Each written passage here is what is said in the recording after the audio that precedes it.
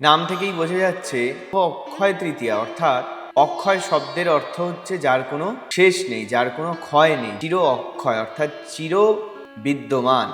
লক্ষ্মী পূজা অর্থাৎ মা লক্ষ্মীর পূজা বা আরাধনা। অন্যদিকে অন্নপূর্ণা পূজার বিশেষ তাৎপর্য রয়েছে। বিশেষ কিছু দ্রব্য কেনাকাটা বা বিশেষ কোনো বস্তুকে নিজের গৃহে যদি নিয়ে আসা যায়, তার বিশেষ সুফল কিন্তু লাভের কথা শাস্ত্র উল্লেখ করছে বা মান্যতা রয়েছে। এই দিন থেকে মহাভারতের রচনা শুরু হয়। এই দিন থেকে নতুন যুগের সূচনা বলেও অক্ষয় তৃতীয়ার দিনটিকে নির্বাচিত কিছু কিছু টিপস আমি উল্লেখ করব। এই দিন একটি হলুদ বস্ত্র এবং কতগুলি গাঁঠযুক্ত শুকনো গোটা হলুদ নিতে, তার সঙ্গে নিতে হবে 7টি উপবীত অর্থাৎ পৈতা। ওই পুটলিটি ক্যাশ বাক্স বা লকারে রাখলে শাস্ত্র বলছে এতে অর্থ লাভ নিশ্চিত হয়। এই দিন থেকে নিয়মিত যদি হনুমান চালিসা, হনুমান বাহক, সংকটমোচন হনুমান অষ্টক, এই তিনটি প্রত্যহ সূর্য অস্ত যাওয়ার পর অর্থাৎ রাত্রিকালীন সময়তে তো একবার করে পাঠ করা যায়। ইন্টারভিউতে উত্তীর্ণ হয়েও যাদের চাকরি মুখের কাছে এসে কেটে যাচ্ছে, তারা কি করবে? বর্তমানে নতুন একটা ব্যবসা শুরু করেছেন, কিন্তু আগের থেকে এই ব্যবসার কোনো লাভই কিন্তু আর আপনি দেখতে পাচ্ছেন না। সেক্ষেত্রে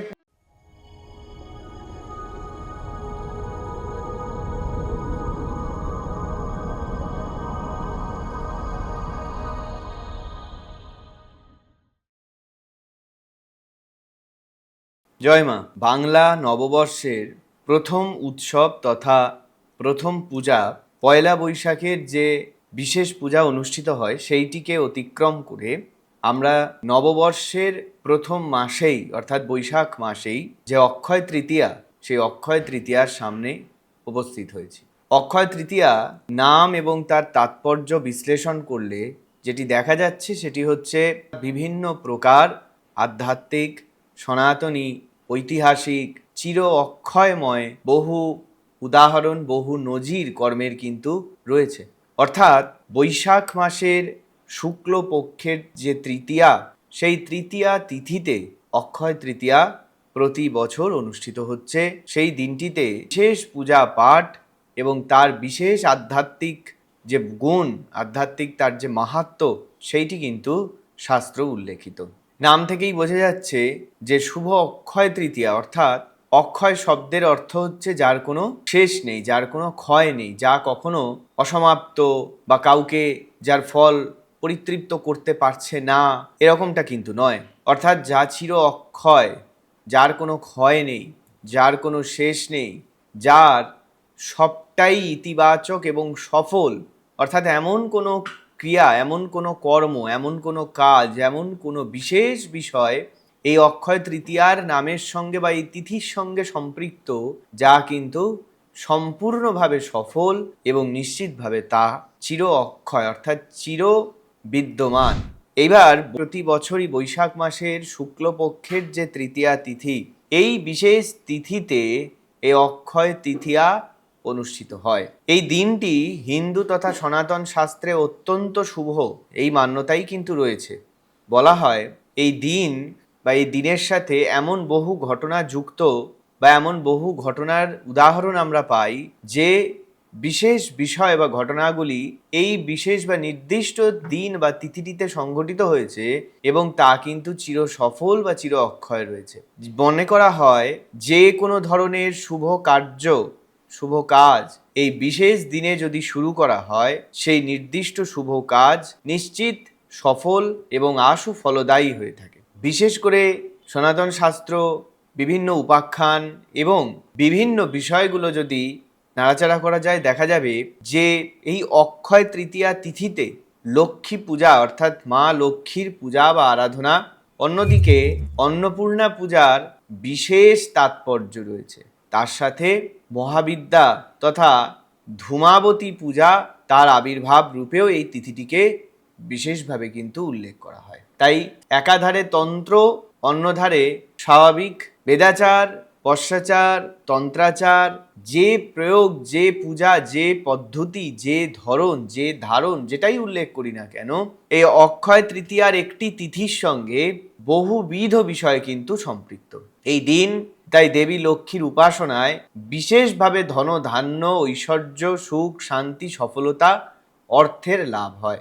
এই দিন বিশেষ কিছু দ্রব্য কেনাকাটা বা বিশেষ কোনো বস্তুকে নিজের গৃহে যদি নিয়ে আসা যায়, তার বিশেষ সুফল কিন্তু লাভের কথা শাস্ত্র উল্লেখ করছে। হিসেব বা মান্যতা রয়েছে এই দিন থেকে মহাভারতের রচনা শুরু হয়। এই দিন থেকে নতুন যুগ বা নতুন সময়ের পরিবর্তন, নতুন যুগের সূচনা বলেও অক্ষয় তৃতীয়ার দিনটিকে পরিগণিত করা হয়। এই তিথিতে প্রথম গঙ্গার মর্তে অবতারণ ঘটে এবং এই দিন থেকেই বদ্রীনারায়ণ দর্শন শুরু হয়। এই দিন বাঁকে বিহারীর চরণ দর্শনে বিশেষ কৃপা লাভের বিষয়েও উল্লেখ রয়েছে এবং আমি তো বললামই অন্নপূর্ণা পূজার বিশেষ তিথি রূপেও শাস্ত্র অক্ষয় তৃতীয়ার এই দিনটিকে নির্ধারণ করছে। এছাড়া এই দিন অবতীর্ণ হন অবতার পরশুরাম। তাই যেদিক থেকেই আপনি এই বিষয়গুলি বা এই দিনটিকে দেখবেন, একাধিক অক্ষয়মূলক কাজ বা একাধিক শুভ বিষয় বা কাজ এর সঙ্গে কিন্তু যুক্ত। তাই এই দিনটিতে বিশেষ কিছু পদ্ধতি অবলম্বন করে পূজা পাঠ প্রার্থনায় নিশ্চিত সফলতা লাভের একটা সম্ভাবনা কিন্তু তৈরি হচ্ছে। বহুবিধ টোটকা বা টিপস এই দিনটিকে ঘিরে উল্লেখ করা যায়, যার মধ্যে নির্বাচিত কিছু কিছু টিপস আমি উল্লেখ করব, যেগুলো পালন করলে বা যেগুলো সম্পন্ন করলে বেশ কিছু ভালো ফল আপনারা লাভ করতে পারবেন। যেহেতু দিনটি সৌভাগ্য, লক্ষ্মী, অর্থ, শ্রীবৃদ্ধি লাভের জন্য বিশেষভাবে উল্লেখ্য, তাই প্রথমেই ঐশ্বর্য, ধন ধান্য, সৌভাগ্য লাভের জন্য একটি বিশেষ উপায় উল্লেখ করছি। এদিন একটি হলুদ বস্ত্র এবং কতগুলি গাঁঠযুক্ত শুকনো গোটা হলুদ নিতে হবে। তার সঙ্গে নিতে হবে 7টি উপবীত অর্থাৎ পৈতা, 7টি গোটা সুপরি, 7টি গুড়ের যে ডেলা হয় সেই গুড়ের ডেলা, 7টি হলুদ ফুল এবং এই সমস্ত দ্রব্যগুলি ওই হলুদ বস্ত্রের যে বস্ত্রখণ্ড যেটি নিতে বললাম তার মধ্যে নিয়ে বা রেখে একটি পুঁটলি তৈরি করে সেই পুঁটলিটি গৃহস্থ মা লক্ষ্মীর, গৃহে স্থিত মা লক্ষ্মীর কাজ সামনে রেখে তাতে মা লক্ষ্মীর পূজা করার পর মা লক্ষ্মীর কাছে ধন ধান্য ঐশ্বর্য শ্রীবৃদ্ধির প্রার্থনা জানিয়ে ওই পুঁটলিটি ক্যাশ বাক্স বা লকারে রাখলে শাস্ত্র বলছে এতে অর্থ লাভ নিশ্চিত হয়। পরবর্তীতে বলবো মনস্কামনা পূরণ, অর্থাৎ দীর্ঘদিন ধরে যে কোনো কাজ বা কোনো কিছু করবার কথা আপনি ভাবছেন, চিন্তা করছেন, একেবারেই সেটা আপনি করে উঠতে পারছেন না, তাহলে এমন কোনো উপায় যা সেই আপনার নিশ্চিত চিন্তাধারা বা আপনার নিশ্চিত সেই মনস্কামনা পূরণের জন্য যদি থাকে তাহলে সেটি আজকে উল্লেখ করতে হবে। ঠিক সেরকমই একটি উপায় হচ্ছে যে এই দিনটিতে সংকল্প করে এই দিন থেকে নিয়মিত যদি হনুমান চালিসা, হনুমান বাহক, সংকটমোচন হনুমান অষ্টক এই তিনটি প্রতিনিয়ত প্রত্যহ সূর্য অস্ত যাওয়ার পর অর্থাৎ রাত্রিকালীন সময়তে এক প্রস্থ একবার করে পাঠ করা যায় এবং প্রতিনিয়ত বাঁদরকে যদি ছোলা এবং ফল যদি নিজের হাতে খাওয়ানো যায়, একটানা 42 দিন এই ক্রিয়া করলে এতে নিশ্চিত বিপদ আপদ সংকট সমস্যা আকস্মিক ঝুটঝামেলা ইত্যাদির থেকে যেরকম নিষ্কৃতি ঘটবে, মুক্তি ঘটবে, ঠিক তদনুরূপ দীর্ঘদিন মনের মধ্যে বাসনা রেখেছেন, মনের মধ্যে একটি কামনা একটি ইচ্ছা আপনি লুকিয়ে রেখে দিয়েছেন কিন্তু কোনোভাবে সেটা পূর্ণ করতে পারছেন না, এই রকম যদি সমস্যা চলে তাহলে তারও কিন্তু নিষ্পত্তি ঘটবে, অর্থাৎ মনস্কামনা পূর্ণ হবে। পরবর্তীতে বলছি বাস্তুতে যাদের বাস্তু দোষ রয়েছে, বাস্তুতে বিশেষ দোষ থাকার জন্য সেই বাস্তুতে বসবাসকারী ব্যক্তিদের কোনো রকম আর্থিক, কোনো রকম সামাজিক, রাজনৈতিক কোনোভাবেই কোনো শ্রীবৃদ্ধি লাভ হচ্ছে না, কোনোভাবেই আপনারা সমস্যা থেকে বেরিয়ে আসতে পারছেন না, সেক্ষেত্রে সেই বাস্তু দোষ নিষ্কৃতির জন্য এই দিন যদি উপযুক্ত পদ্ধতি অনুসরণ করে শ্রীযন্ত্রম যদি শোধন এবং প্রতিষ্ঠাপূর্বক বাস্তুতে স্থাপন করা যায়, এতে ওই বাস্তুর বাস্তুদোষ নাশ হবে। এছাড়া বেশ কিছু দ্রব্য আছে, যেমন ধরুন পারদ শিবলিঙ্গ, যেমন দক্ষিণাবর্তী শঙ্খ, যেমন সাদা কড়ি, যেমন হাতাজড়ি, যেমন শিয়ারশিঙি, গোরচন, একাক্ষী নারকেল, লক্ষ্মী পিরামিড, হলুদ কড়ি, নাগকেশর, শ্বেতার্ক গণপতি, পারদ লক্ষ্মী ইত্যাদি যে কোনো উপকরণেরই বিধিবদ্ধ এই দিন পূজা এবং তার প্রতিষ্ঠা যদি করা যায়, এতে আর্থিক সংকট মুক্ত হয়, অর্থ সংকট নাশ হয় এবং আর্থিক শ্রীবৃদ্ধি লাভ কিন্তু নিশ্চিত হবে। তবে এই প্রতিটি দ্রব্যের পূজা, প্রতিটি দ্রব্যের স্থাপনের যা পৃথক ও নিজস্ব বিধি আছে, শাস্ত্রসম্মত সেই বিধি অবলম্বন কিন্তু অত্যন্ত প্রয়োজনীয়। এরপরে বলি, যাদের ক্ষেত্রে শত্রু প্রবলভাবে সমস্যা তৈরি করছে, এই দিন অর্থাৎ অক্ষয় তৃতীয়ার দিন সহদেবী গাছের শেকড়, এই শেকড়টি নিজে সংগ্রহ করতে না পারলে যেখান থেকে বিভিন্ন গাছের শেকড় বা মূল ইত্যাদি উপলব্ধ করানো হয়, সেখান থেকেও এটি আপনারা সংগ্রহ করতে পারেন। সহদেবী গাছের যে মূল বা শেকড়, সেটিকে যদি এই দিন নিয়ে এসে রোদে ভালো করে শুকিয়ে পানের ভেতরে যদি সেটিকে ভরে শত্রুকে খাওয়াতে পারে, অর্থাৎ আগে থেকে এনে এটিকে শুকিয়ে ব্যবস্থা করে রাখতে হবে এবং ওই অক্ষয় তৃতীয়ার দিন রাত্রিতে যদি নিজের শত্রুকে বা যে কোনো ব্যক্তিকে যার সঙ্গে আপনি যুক্ত, যার সঙ্গে আপনি কোনো না কোনোভাবে সংযোগে রয়েছেন, যার সঙ্গে কথাবার্তা যোগাযোগ আপনার হয় বা হচ্ছে, এরকম যে কোনো ব্যক্তি, সে আপনার শত্রু বা বন্ধু বা প্রিয়জন পরিজন যেই হোক, তাকে যদি পানের ভেতর মিশিয়ে এটি খাওয়াতে পারেন, এতে করে শত্রু মিত্র সকলেই কিন্তু বশীভূত হয়। যাদের চাকরি প্রাপ্তির ক্ষেত্রে সমস্যা তৈরি হচ্ছে, যেই ব্যক্তি প্রভূত ইন্টারভিউ দিচ্ছে কিন্তু সরকারি চাকরি বা বেসরকারি চাকরি প্রাপ্তির ক্ষেত্রে কোনো না কোনো সমস্যা সম্মুখীন হচ্ছে, তারা কি করতে পারে, নিজের হাতে এই দিন পরমান্ন অর্থাৎ পায়েস রান্না করে সেই পায়েস বা পরমান্ন যদি একটি রূপোর পাত্রের মধ্যে নিয়ে সেইটি দিয়ে শিব অর্থাৎ রুদ্রাভিষেক করতে পারে এবং এই দিন থেকে শুরু করে লাগাতার যতদিন না তার কর্মপ্রাপ্তি হচ্ছে, প্রতি সোমবার যদি এই ক্রিয়া সে করতে পারে, এতে নিশ্চিত তার কর্মপ্রাপ্তি ঘটবে। ইন্টারভিউতে উত্তীর্ণ হয়েও যাদের চাকরি মুখের কাছে এসে কেটে যাচ্ছে কর্মপ্রাপ্তির ক্ষেত্রে, তারা কি করবে, এই দিন থেকে যে ক্রিয়াটি বলবো সেটি শুরু করবে, কিন্তু পরপর 19টি শনিবার সেই ক্রিয়াটি আবার তারা পালন করবে। কি করতে হবে, একটি মাটির হাঁড়িতে 1 মুঠো মাসকলাই, কালো তিল ও কিছু খুচরো পয়সা দিয়ে মনস্কামনা জানিয়ে মাটির হাঁড়ির মুখটি লাল কাপড় দিয়ে বন্ধ করে বেঁধে সেটিকে নিকটস্থ কোনো কালী মন্দিরে দান করতে হবে।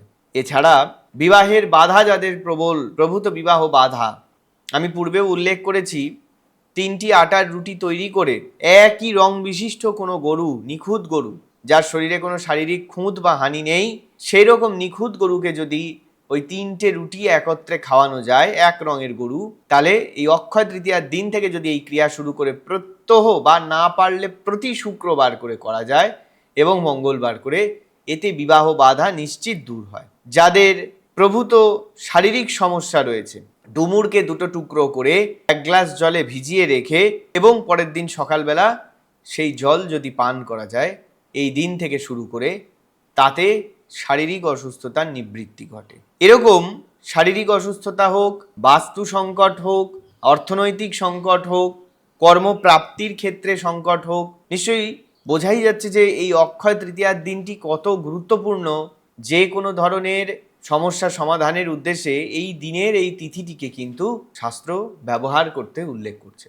সর্বোপরি আমি অন্নপূর্ণা পূজা কথা উল্লেখ করলাম, অর্থাৎ চৈত্র শুক্লাষ্টমী অন্নপূর্ণা পূজার যে নবরাত্রিতে বিশেষ তিথি এবং মিত্র সপ্তমী অগ্রহায়ণ মাসে সেই তিথিকে ব্যতি রেখেও এই অক্ষয় তৃতীয়ার যে বিশেষ তিথি, তাতেও কিন্তু দেবী অন্নপূর্ণার পূজাতে তিনি প্রীত হন, এটা উল্লেখ করা হচ্ছে। অর্থাৎ খাদ্য অর্থাৎ ভোজনের কোনো ঘাটতি কিন্তু গৃহে থাকবে না। পরবর্তীতে উল্লেখ করি, যাদের ব্যবসা উন্নতির জন্য উপায় দরকার, যাদের ব্যবসা নিয়ে সমস্যা সংকট চলছে, ব্যবসা উন্নতির জন্য উপায় দরকার, তাদের উদ্দেশ্যে বলি, যদি নতুন ব্যবসা হয় সেক্ষেত্রে আগের যে ব্যবসা স্থল ছিল সেই ব্যবসা স্থল থেকে কোনো একটা নির্দিষ্ট দ্রব্য, মানে আগে যদি অন্য জায়গায় আপনি ব্যবসা করতেন বা তার সাথে যুক্ত ছিলেন, বর্তমানে নতুন একটা ব্যবসা শুরু করেছেন কিন্তু আগের থেকে এই ব্যবসার কোনো লাভই কিন্তু আর আপনি দেখতে পাচ্ছেন না, সেক্ষেত্রে পূর্বের যে ব্যবসা স্থল সেখান থেকে কোনো একটা নির্দিষ্ট ওই ব্যবসার দ্রব্য নিয়ে এই নতুন ব্যবসা স্থলে ওই দিন আপনি রাখতে পারেন। বিশেষ করে কোনো লোহার বা ধাতব পদার্থ শনিবার দিনকে পুরনো ব্যবসা স্থল থেকে কোনো লোহার বস্তু এই নতুন ব্যবসা স্থলে এনে রাখতে পারেন, যা অক্ষয় তৃতীয়ার দিন মা লক্ষ্মীর চরণের সামনে রেখে তাতে আপনি পূজা নিবেদন করতে পারেন। এতে করে আপনার ব্যবসা পূর্বে যেরকম আপনার যেত ঠিক সেটা আস্তে আস্তে করে ঠিক হয়ে যাবে, সেটা আস্তে আস্তে করে তাতে আপনি সুফল লাভ করতে পারবেন। অথবা পুরানো নতুন যে কোনো ধরনের ব্যবসা বাণিজ্য কর্ম ইত্যাদির সঙ্গে যারা যুক্ত রয়েছেন, সেই কর্ম বা ব্যবসা বাণিজ্যের উন্নতির জন্য যদি আমি বলি, সেক্ষেত্রে একটা লাল কাপড়ের ওপর 3টি গোমতী চক্র, 5টি সাদা কড়ি, একটি শঙ্খ, ছোট সাদা শঙ্খ এবং একটি কয়েন টাকা, এটি রেখে এবং সেগুলিকে পারলে শঙ্খের ভেতরে ভরে সেটিকে লাল বস্ত্রের ওপর রাখতে হবে এবং তারপর ওই বস্ত্রে অক্ষয় তৃতীয়ার দিনকে সকালবেলা মা লক্ষ্মীর বিশেষ পূজা এবং পূজার পর ওং শ্রীং হ্রিং শ্রীং কমলে কমলালয়ে প্রসীদ প্রসীদ ম শ্রীং হ্রিং শ্রীং ওং মহালক্ষ্মী নমঃ, এই মন্ত্রটি যদি জপ করা যায়, নির্দিষ্টের উপায়টি হচ্ছে যে ওই বস্ত্রের ওপরে শঙ্খটি স্থাপন হবে, তার মধ্যে সমস্ত দ্রব্য থাকবে এবং এই মন্ত্রটি 108 বার জপ করতে করতে জপপূর্বক আতপ চাল অল্প অল্প করে ওই শঙ্খের ওপরে দিতে হবে, অর্থাৎ যাকে শঙ্খাভিষেক বলা হয়। এবং তারপর ওই শঙ্খটি ওই চাল দিয়ে পূর্ণ হয়ে গেলে সেটিকে একটি পুটলি বেঁধে ক্যাশবাক্স, লকার বা নিজের আলমারিতে রাখলে এতে ধন বা ঐশ্বর্য, অর্থ ইত্যাদি লাভ হয়। এই অক্ষয় তৃতীয়ার সুতরাং যেরকম আধ্যাত্মিক তার গুণ রয়েছে, যেরকম এই অক্ষয় তৃতীয়ার দিনটির আধ্যাত্মিক তার গুরুত্ব রয়েছে, ঠিক তদনুরূপ অক্ষয় তৃতীয়ার প্রভূত শাস্ত্রীয় মাহাত্ম্য রয়েছে যে এই দিনটিতে কোনো না কোনো ক্রিয়া করলে সেটি নিশ্চিত ফল আপনাকে প্রদান করবে। সুতরাং বোঝাই যাচ্ছে যে এই দিনের যে তিথি, সেই তিথির মাহাত্ম্য কতখানি। তাহলে আসন্ন অক্ষয় তৃতীয়ার তিথিতে আমি যা যা পদ্ধতি উল্লেখ করলাম তার মধ্যে এক বা একাধিক পদ্ধতি অবলম্বন করে আপনারা যে কোনো যে সমস্যার জন্য করতে চান সেই সমস্যার সমাধান আপনারা নিশ্চিত করতে পারেন এবং অবশ্যই দেবী প্রীতি অর্থাৎ দেবী আশীর্বাদ লাভ করতে পারেন। আপাতত আসন্ন অক্ষয় তৃতীয়ার অনুষ্ঠান এই পর্যন্তই। সকলে ভালো থাকুন, সুস্থ থাকুন এবং যারা নতুন আমার চ্যানেলটি দেখছেন, ভিডিও এবং চ্যানেলটি যদি গ্রহণযোগ্য বলে মনে হয় তাহলে অবশ্যই চ্যানেলটি সাবস্ক্রাইব করুন এবং পাশে থাকা বেল আইকনটি প্রেস করবেন যাতে নোটিফিকেশন আপনাদের কাছে পৌঁছায়। এবং যারা আমার সাথে যুক্ত হতে চাইছেন তারা নিচে ডেসক্রিপশানে দেওয়া অ্যাপয়েন্টমেন্ট নাম্বারে যোগাযোগ করে যে কোনো প্রকার জ্যোতিষ বা তন্ত্র সংক্রান্ত সমস্যা সমাধানের উদ্দেশ্যে আমার সঙ্গে যোগাযোগ করতে পারেন। সকলে ভালো থাকুন, সুস্থ থাকুন, অক্ষয় তৃতীয়া খুব ভালো এবং সুন্দরভাবে কাটান। জয় মা।